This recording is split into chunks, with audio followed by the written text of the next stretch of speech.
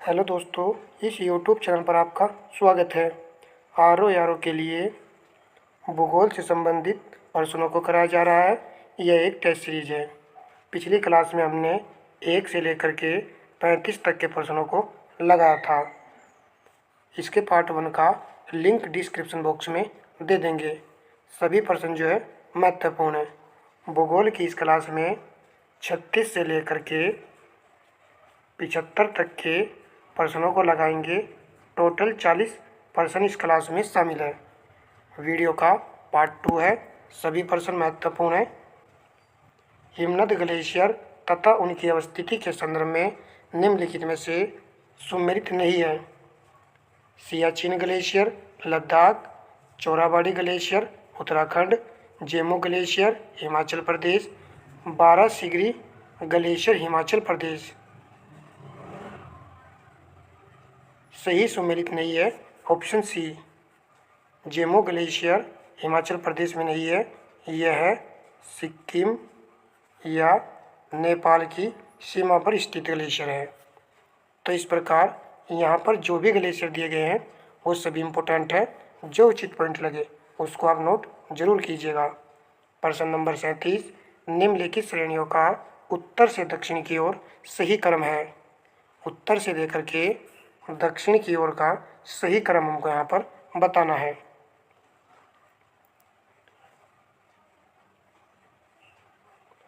Right answer option A विकल्प है।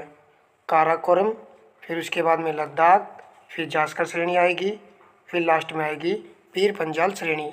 तो इस प्रकार हमारे यहाँ ए राइट आंसर है।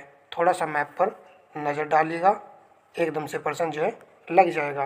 प्रश्न नंबर 38, भारत में जैव भौगोलिक क्षेत्रों की संख्या कितनी है। राइट आंसर ऑप्शन सी विकल्प है, 10 है। देखिए काफ़ी सारे नाम हैं और आप जानते भी होंगे, जैसे कि ट्रांस हिमालय क्षेत्र, मरुस्थल, अर्धशुष्क क्षेत्र, पश्चिमी घाट, दक्कन प्रायद्वीपीय, गंगा का मैदान, उत्तर पूर्वी भारत, द्वीप और तटीय प्रदेश। तो यह जैव भौगोलिक क्षेत्रों की संख्या है। तो बस इतना ही याद रखना है कि 10 इनकी संख्या। प्रश्न नंबर 39, नदी एवं उनके ऊपर बने बांधों के संदर्भ में निम्नलिखित में से कौन सा विकल्प सुमेलित नहीं है। सरदार सरोवर बांध, नर्मदा नदी, नागार्जुन सागर बांध, गोदावरी नदी। देखिए यही प्रश्न का राइट आंसर है। हम जानते हैं नागार्जुन सागर बांध किस नदी पर है, तो यह नदी है कृष्णा नदी। हीराकुंड बांध महानदी पर है। तलैया बांध बराकर नदी पर है। चलिए अब प्रश्न नंबर लगाइए आप 40, हिमालय के फॉन्ट में मैन सेंट्रल थ्रस्ट को सही परिभाषित करता है। कौन सा पॉइंट मैन सेंट्रल थ्रस्ट को परिभाषित करता है। राइट आंसर ऑप्शन बी है, लघु हिमालय एवं वर्धत हिमालय के मध्य फॉल्ट। ये वाला इसको इंगित करता है। यदि यहीं पर प्रश्न में ये पूछ लिया जाए कि मैन बाउंड्री, क्या पूछ लिया जाए, चलिए देख लीजिए इसको भी, क्या पता पूछ लिया जाए मैन बाउंड्री थ्रस्ट। इसके लिए जो आंसर आएगा ऑप्शन सी वाला आएगा यहाँ पर कि लघु हिमालय एवं शिवालिक हिमालय के मध्य फॉल्ट। प्रश्न नंबर 41, निम्नलिखित में से सही सुमेलित नहीं है। मैनरहीन रेखा सोवियत रूस और फिनलैंड के मध्य स्थित है। 38वीं समानांतर रेखा उत्तर कोरिया और दक्षिण कोरिया के मध्य दी गई है।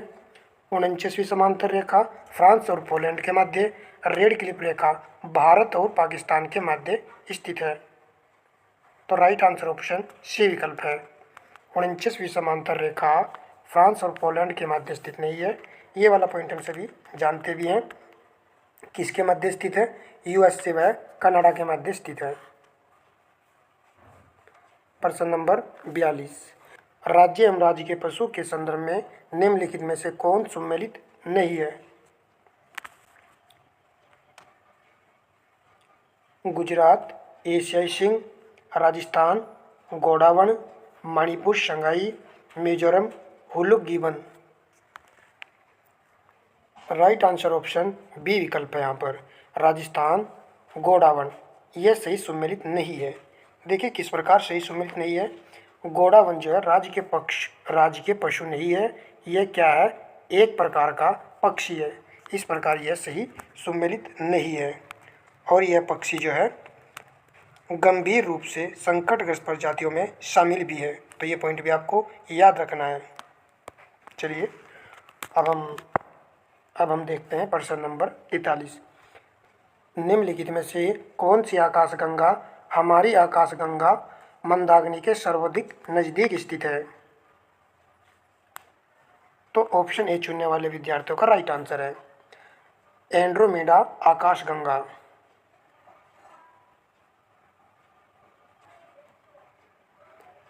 प्रश्न नंबर 44। दिए गए कथनों पर विचार कीजिए। दिए गए कूट की सहायता से सही उत्तर का चयन कीजिए। दो कथन यहाँ पर दिए गए हैं। जिन तारों का द्रव्यमान सूर्य के द्रव्यमान से 3 गुने से कम होता है वे विघटित होकर कर्षण विवर में परिवर्तित हो जाते हैं। दूसरा कथन, जिन तारों का द्रव्यमान सूर्य के द्रव्यमान के 3 गुने से अधिक होता है वे विघटित होकर न्यूट्रॉन तारे में परिवर्तित हो जाते हैं। देखिए यहाँ पर कौन से वाला राइट आंसर आएगा। तो ऑप्शन बी यहाँ पर राइट आंसर है। दोनों कथन असत्य हैं। देखिए किस प्रकार, जिन तारों का द्रव्यमान सूर्य के द्रव्यमान से 3 गुने से कम होता है वे विघटित होकर क्या बन जाते हैं, न्यूट्रॉन तारों में परिवर्तित हो जाते हैं। पहले वाला पॉइंट में इस प्रकार जो है होना चाहिए था। अब देखिए यहाँ पर, जिन तारों का द्रव्यमान सूर्य के द्रव्यमान के 3 गुने से अधिक होता है वे विघटित होकर कर्षण विवर में परिवर्तित हो जाते हैं। तो यहाँ पर इन्होंने क्या कर दिया है, उल्टा सीधा मेंशन कर दिया है क्वेश्चन। कितनी गहराई से प्रश्न पूछा गया है। तो आपको इनको सही करके नोट करके आपको इनको सही से नोट कर लेना है, तब प्रश्न आएगा तो आराम से लग जाएगा। वे तिथियां जिनमें दोनों गोलार्ध में दिन रात की अवधि बराबर होती है उन्हें क्या कहा जाता है। ऑप्शन सी राइट आंसर है विषुवत कहा जाता है। दिन रात की अवधि बराबर होती है 21 मार्च व 23 सितंबर को, क्योंकि विषुवत रेखा पर इस वक्त सूर्य लंबवत चमकता है। प्रश्न नंबर 46। निम्नलिखित कथनों पर विचार कीजिए और कूट की सहायता से सही उत्तर का चयन कीजिए। सिलिकेट समूह की चट्टानें पल्सपार और क्वार्ट्ज, कार्बोनेट समूह की चट्टानें कैल्साइट और डोलोमाइट, सल्फाइड समूह की चट्टानें पाइराइट और लौह सल्फाइड उपर्युक्त में से सही सुमेलित है। तो देखिए यहाँ पर क्या तीनों पॉइंट सही सुमेलित है। यहाँ पर आंसर है इसका, तो राइट आंसर ऑप्शन डी विकल्प है। यहाँ पर ये तीनों ही पॉइंट सही सुमेलित है। प्रश्न नंबर 47।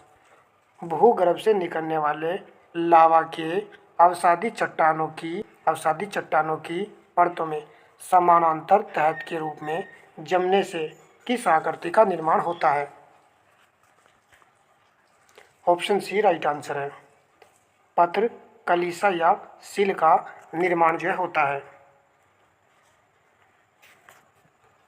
प्रश्न नंबर 48। निम्नलिखित कथनों में से कौन सा कथन सत्य नहीं है।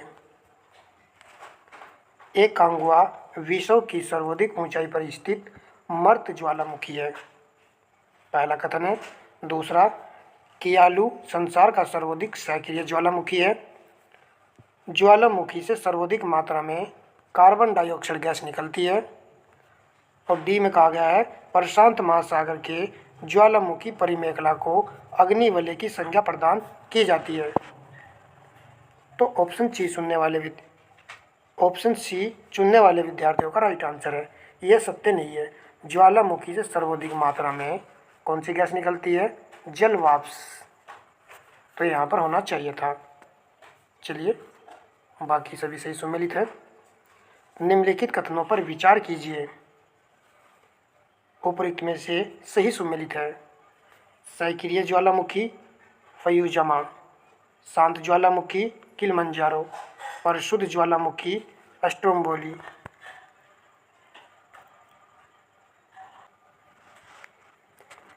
राइट आंसर ऑप्शन बी है, केवल 2 वाला कथन यहाँ पर सही है। शांत ज्वालामुखी किलिमंजारो है, जो कि तंजानिया में स्थित है।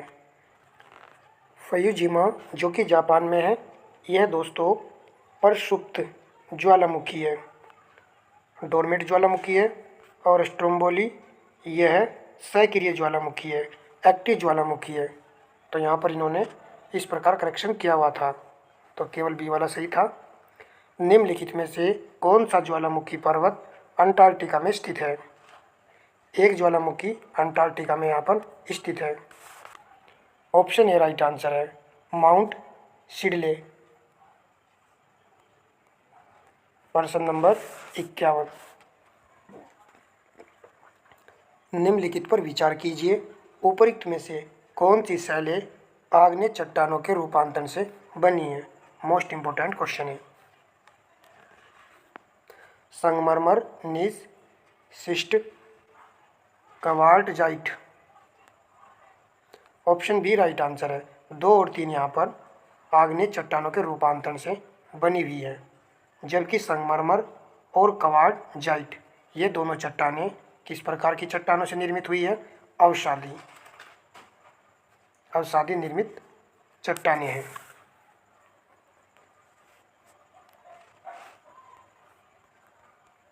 प्रश्न नंबर 52, निम्नलिखित में से सही सुमेलित नहीं है। ज्वालामुखी अवस्थिति यहाँ पर दी गई है। माउंट ताल ज्वालामुखी फिलीपींस में है, तो ताल वाले तो फिलीपींस में है, जानते हैं। सेंट हिलेंस ज्वालामुखी यूएसए में है, तो यह भी करेक्ट है। एलब्रुज दक्षिण अफ्रीका में दिया गया है। और देमबंद ईरान में यह ज्वालामुखी यहाँ पर दिया गया है। देखिए सी और डी में से कौन सा सही सुमेलित नहीं है। ऑप्शन सी आपके प्रश्न का राइट आंसर है। यह ज्वालामुखी कहाँ पर स्थित है? रूस देश में, तो रूस यहाँ पर होना चाहिए था। बहुत ही अच्छे प्रश्न है। क्लास को लाइक एंड शेयर अवश्य कर दीजिए अपने दोस्तों में।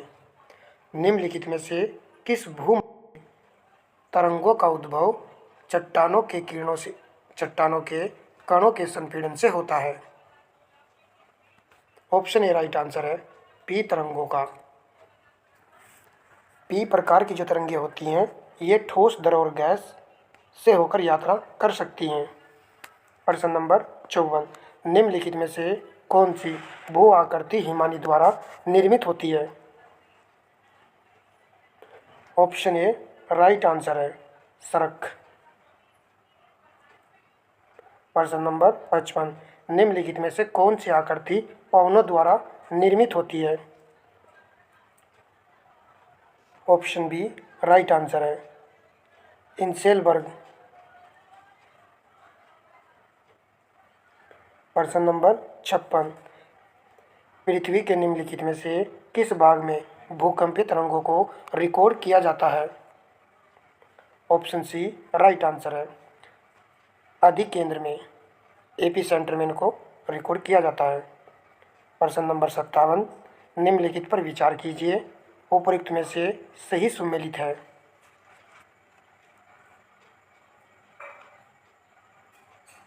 तो डी यहाँ पर राइट आंसर है। 1, 2 और 3 यहाँ पर सही सुमेलित है। एल्बेट्रोस कटक प्रशांत महासागर, सोंडा कटक हिंद महासागर में स्थित है। विविल टॉमसन कटक आंध्र महासागर में स्थित है। ये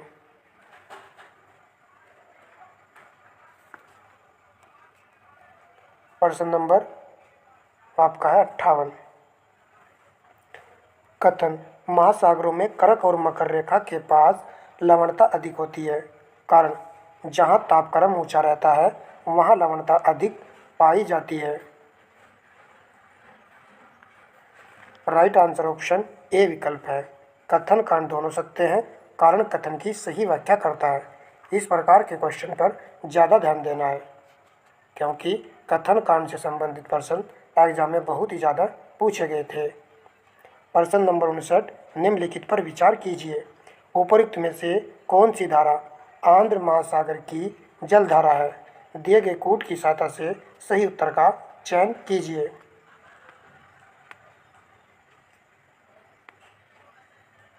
ओडिरा की धारा, और फोकलैंड की धारा, ये दोनों ही आंध्र महासागर की जलधारा है।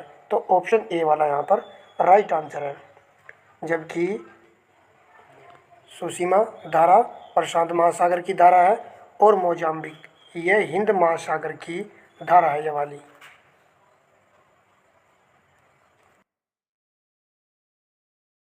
प्रश्न नंबर 60, निम्नलिखित में से कौन सा सागर महासागरीय मरुभूमि के रूप में जाना जाता है? इम्पोर्टेंट है ये भी। तो डी चुनने वाले विद्यार्थी यहाँ पर राइट है। सारगासो सागर को मरुभूमि के रूप में जाना जाता है। प्रश्न नंबर 61, निम्नलिखित में से पलाया झील का उदाहरण है? डी प्रश्न का राइट आंसर है। पचपदरा झील। देखिए, इस प्रकार की झील का निर्माण राजस्थान राज्य में होता है और इन झीलों का निर्माण जो होता है वायु द्वारा बालू को उड़ा ले जाने के कारण होता है।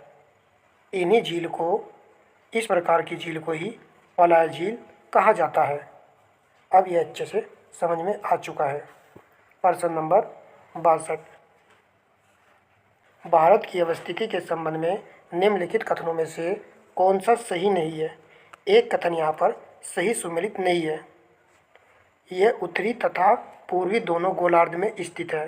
भारत की अवस्थिति के बारे में पहला पॉइंट सही है।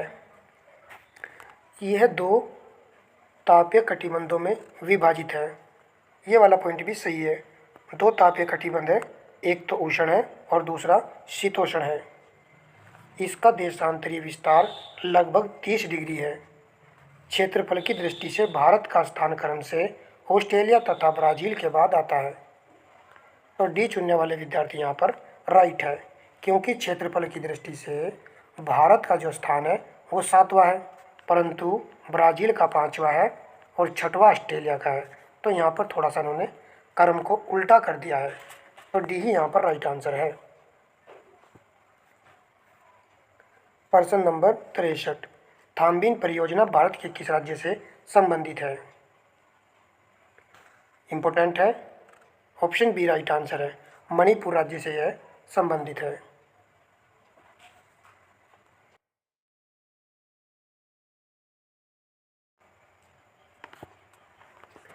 प्रश्न नंबर 64, निम्नलिखित में से वह जैविक संबंध कौन सा है जिसमें एक जीव को लाभान्वित होता है और दूसरा अप्रभावित रहता है? तो उसको यहाँ पर क्या कहा जाएगा? राइट आंसर ऑप्शन ए विकल्प है, सहभोजिता। उसको क्या बोलते हैं? सहभोजिता कहा जाता है। प्रश्न नंबर 65, भारत और किस देश की सीमा को शून्य रेखा, जीरो लाइन की संज्ञा दी जाती है? म्यांमार, भूटान, चीन, उपर्युक्त में से कोई नहीं। डी प्रश्न का राइट आंसर है। उपर्युक्त में से कोई नहीं, भारत और बांग्लादेश।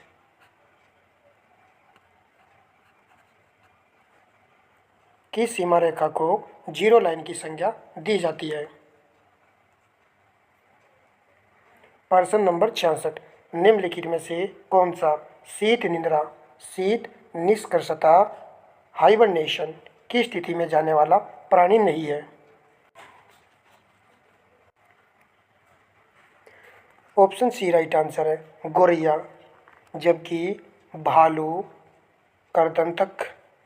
करदंतक और चमगादड़ ये शीत निद्रा में जाने वाले प्राणी होते हैं। महत्वपूर्ण प्रश्न। प्रश्न नंबर 67, पूर्वी तथा पश्चिमी तटीय मैदान के संबंध में कौन सा कथन असत्य दिया गया है? एक कथन यहाँ पर असत्य है।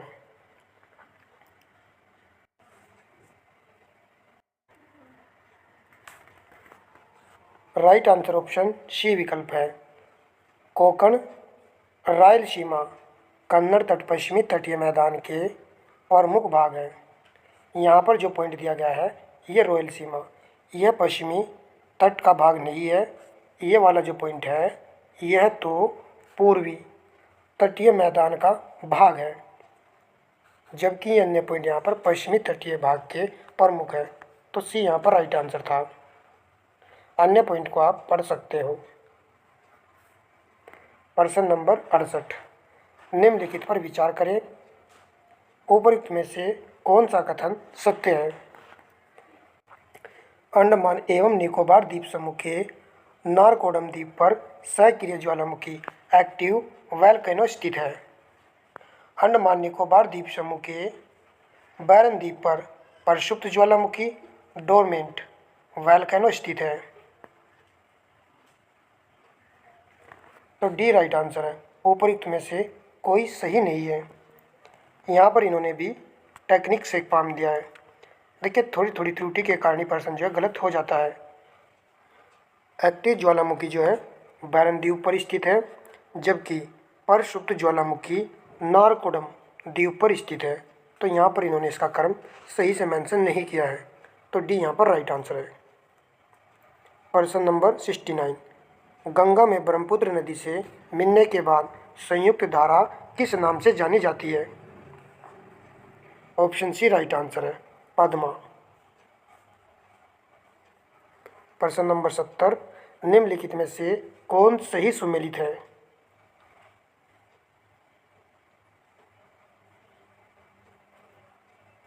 ऑप्शन सी राइट आंसर है। तो यहाँ पर यह सही सुमेलित है। जबकि हमने आपको करा था पिन घाटी, याद कीजिए किस राज्य में है ये, हिमाचल प्रदेश में है। और कांगेर घाटी ये छत्तीसगढ़ राज्य में है।